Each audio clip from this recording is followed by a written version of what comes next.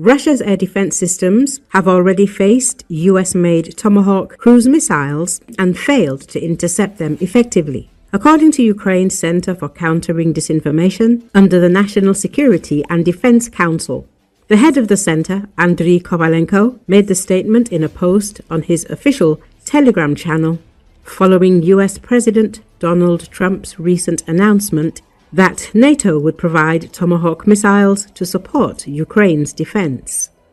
Kovalenko recalled that Russian and Syrian forces previously encountered Tomahawks during US strikes on military facilities in Syria in 2017 and 2018.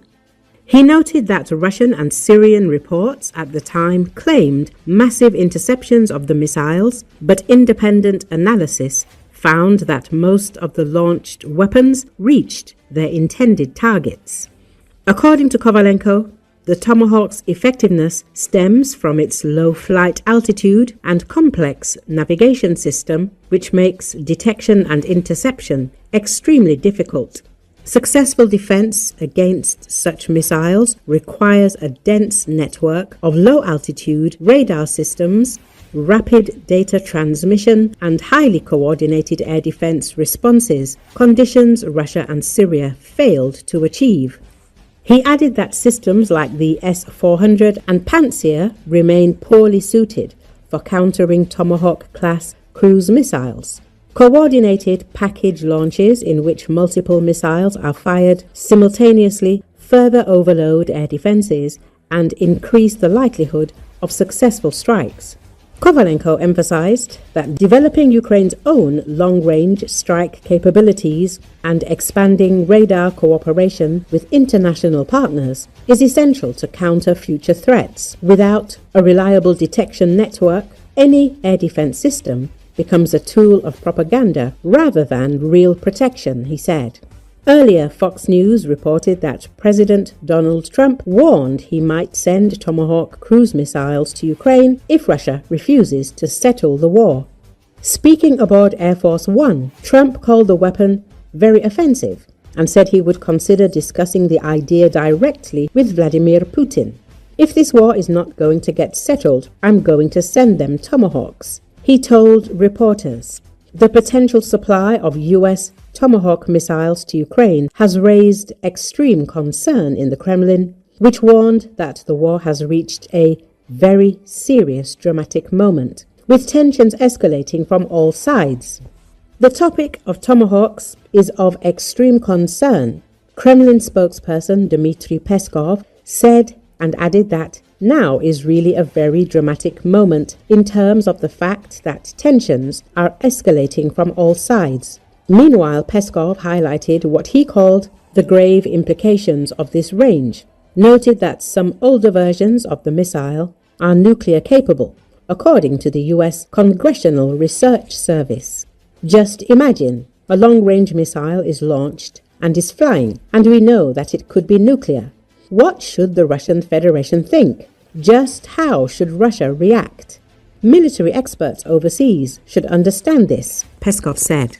Russian President Vladimir Putin previously warned that providing these missiles would be a qualitatively new stage of escalation, claiming they cannot be used without the direct involvement of US military personnel. Dmitry Medvedev, Russia's ex-president, known for his inflammatory remarks, said that supplying Tomahawks to Ukraine could end badly for everyone, and first of all, for Trump himself.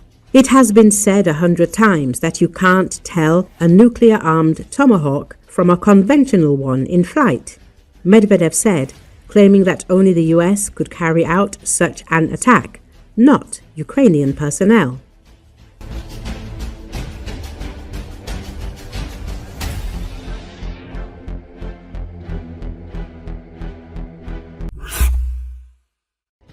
Ukraine has already deployed Flamingo-type missiles against Russian territory, but this is not the only Ukrainian development capable of reaching distances over 1,000 kilometers, said Ukrainian MP and head of the Ukrainian delegation to NATO PA, Yehor Chenev, on the Espresso TV channel. He confirmed the use of Flamingo, noting that further details fall under the competence of the General Staff.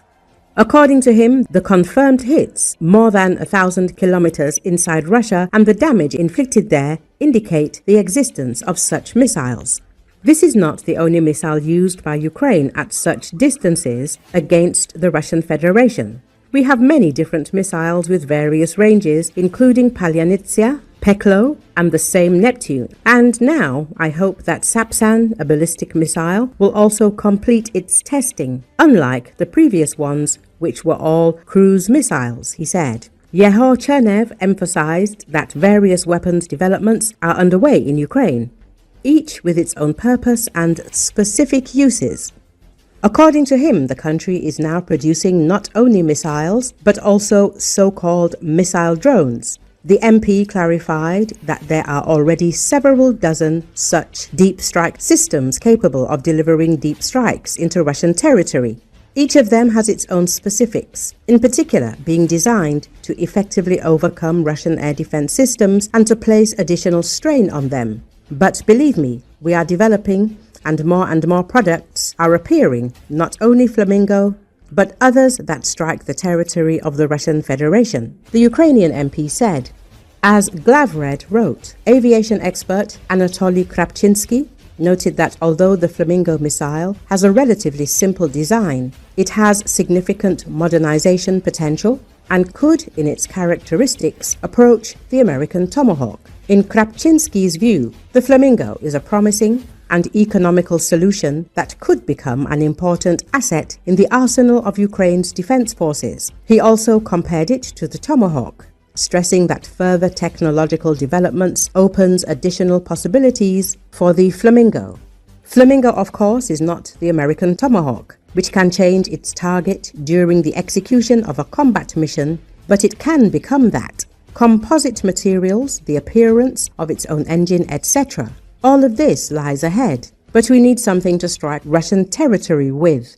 Let's start striking already, the expert said on the program Fabrika News. Recall, Ukraine has begun using FP5 Flamingo cruise missiles to strike Russia's energy infrastructure. According to The Economist, these missiles are significantly faster than drones, fly about 50 meters above the ground, and have a range of over 3,000 kilometers and carry a 1,150 kilogram warhead.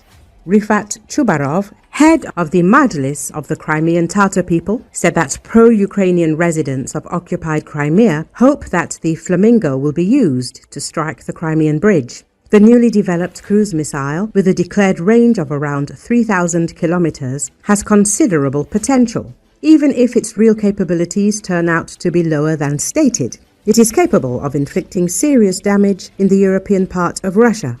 According to The Economist, it took only about 9 months to put this missile into serial production, rather than years or decades.